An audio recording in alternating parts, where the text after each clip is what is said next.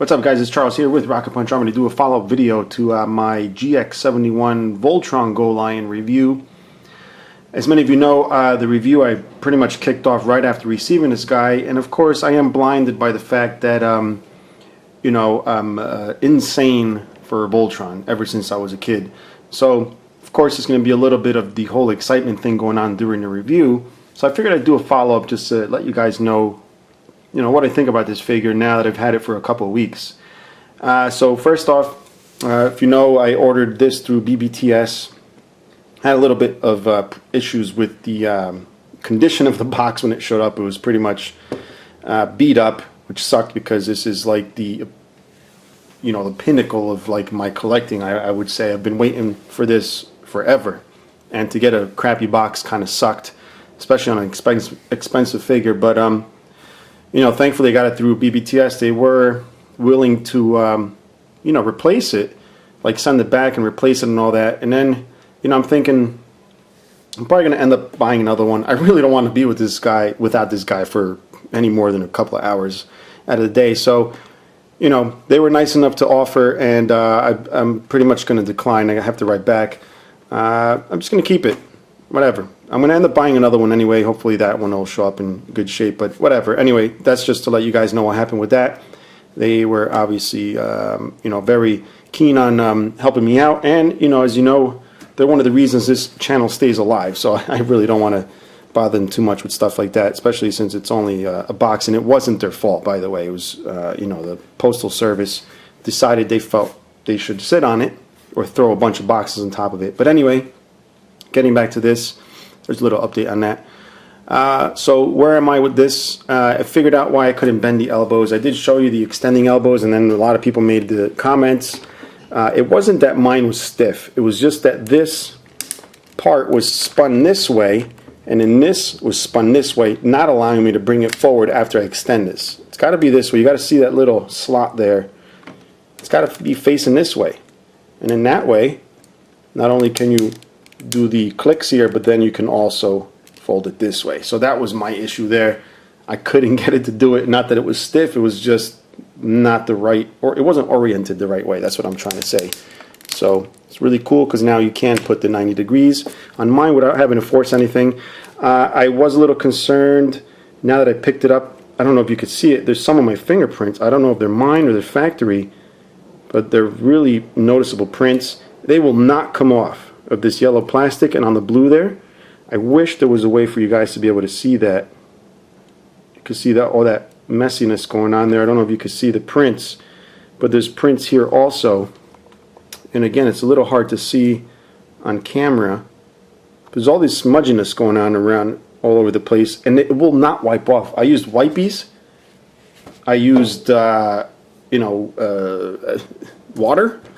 I used basically anything that won't really ruin the paint, and it does not come off. I may have to buff that out with some kind of plastic polish. The fingerprints on the chrome itself just wipe off very easily.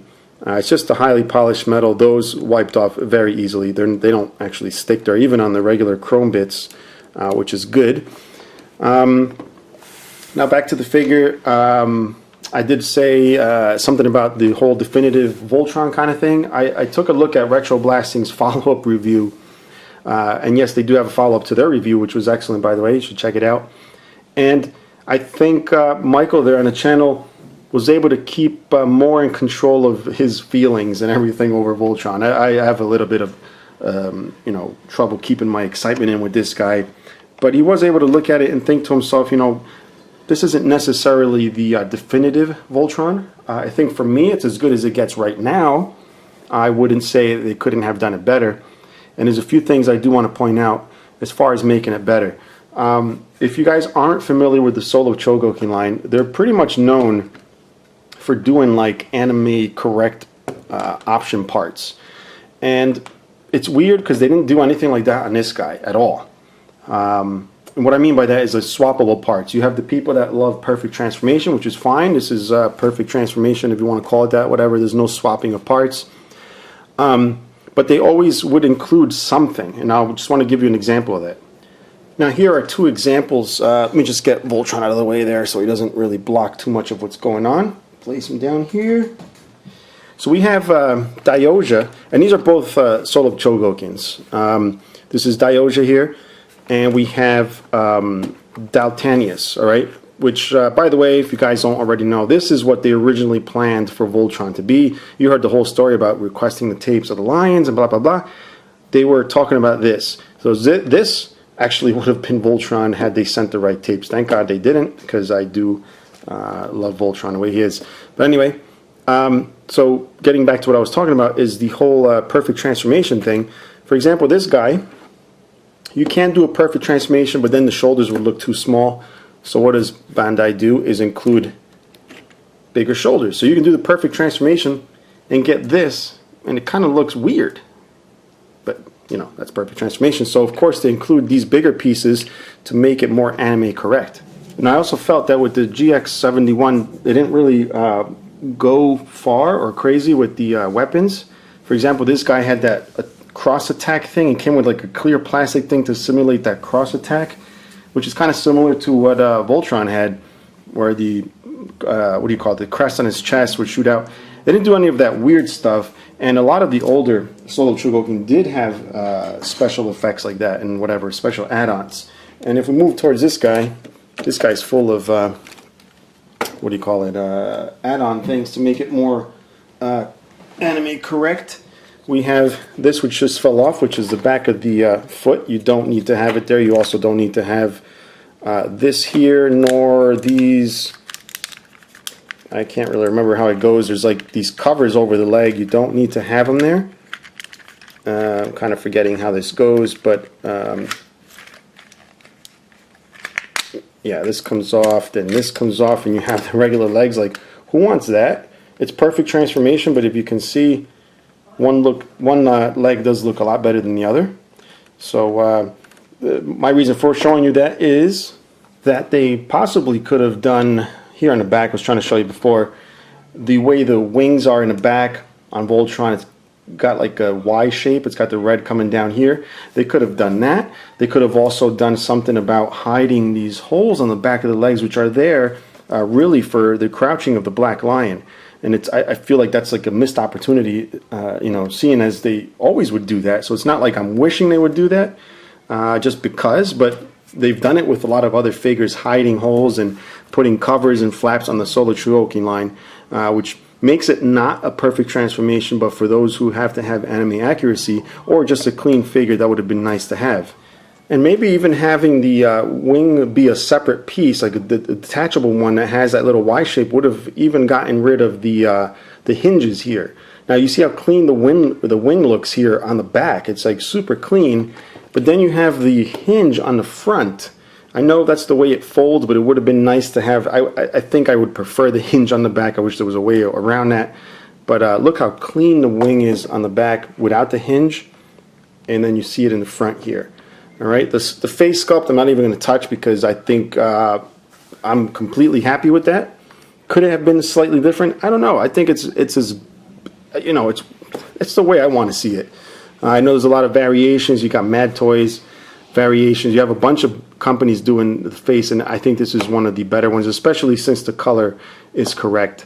I think the open mouth, the roaring mouth is a little goofy, but it's still nice. But face sculpt is fine. And aside from that, I think they could have worked in some of the older gimmicks that you found on the vintage toy, which was the flip out ears on the yellow lion, which I'm surprised they didn't have that, and maybe the pop-up head on the blue lion, and also the pop-up here on the waist. I think one of the other opportunities would have been to have the legs come off. Everybody's like, oh, they you know, Bandai should be technologically capable enough to find a way to fold the legs in. I'm sure they can. The figure would probably be way too expensive. As it is, it's fine. Could they have done something where the legs can be removed and then like little circles popped in just so it could recreate what you see on the screen? Of course they can. Just, I don't know why they didn't do that with this. I guess this is, you know, because it's being catered to a lot of different people, you know, casual collectors, super collectors, Voltron collectors, whatever. They kind of had to make a few compromises. I don't think that's the reason. I think it's just more maybe like a time constraint kind of thing with the licensing. Maybe they had to get this out. I know supposedly they had a prototype going on for a few years already. I don't know if this is directly based off that prototype. It does have a lot of the newer kind of technology in the joints that you would find in the newer Solar Chogokian stuff. Not necessarily something that supposedly has been around for years, but who knows. And could there be like a repaint variant of this as they've done before? Possibly. And I'm thinking the only thing that would be different is that instead of the gold here, they would probably make these yellow. Normally they start off with the yellow plastics and then upgrade to the metallic gold, but this already has metallic gold. Maybe make the other things white, things that are normally white on the toy. But I think they did a great job as it is. I was a little iffy on the whole silver on the parts that I would notice or that I would expect to be white, like on the toy. Even on the wings here, I just realized they're silver instead of white. And I don't think I gave Mad Toys a a fair comparison. I'm going to bring the guy out in just a moment. And the reason I'm saying it's not a fair comparison is because this is what I have to go by, is their King of Beasts, which is their first release, which they had a lot of issues with. If we were following this before with Collection DX and everything, it was a big mess regarding this guy as far as licensing, things like that, and issues with trying to get this on sale. But they do have the updated one. I did contact them. I'm not going to go out and buy one of my own. I did contact them to see if they want to send over a sample for Rocket Punch Army to review. They read my message and have not responded, so let's give them a couple more days. Hopefully, if they want me to review along with this guy, it'd be kind of cool because the new version does look a lot better. You get the I think it's a new face sculpt. You get everything pretty much more as of a likeness to the normal Voltron in this. This they tried to steer away from certain things so they don't get into too much trouble, but that didn't work out too much. So we'll see what happens with them. If they do send it over, obviously I will review it and give you guys my opinion on that, but we'll see what happens. But aside from that, yeah, I mean, I still think this is a amazing figure. If you're going to go for the Ultimate Voltron, this would probably be it for now. It all depends on what you're looking for in a Voltron, but really this has the looks, the feel, the quality. You can't really go wrong. Price is on the higher side. It's going to run you about $300, which can pretty much buy you a decent vintage. But if you got the $300, I would pick this over the vintage, unless you really have to have the vintage. But honestly, this is really great. Comes from a company that knows what they're doing, a lot of experience. And yeah, if you have any questions or comments, leave them below. Maybe there's something I forgot that I should have touched on in this update, but you can let me know. And until next time, bye.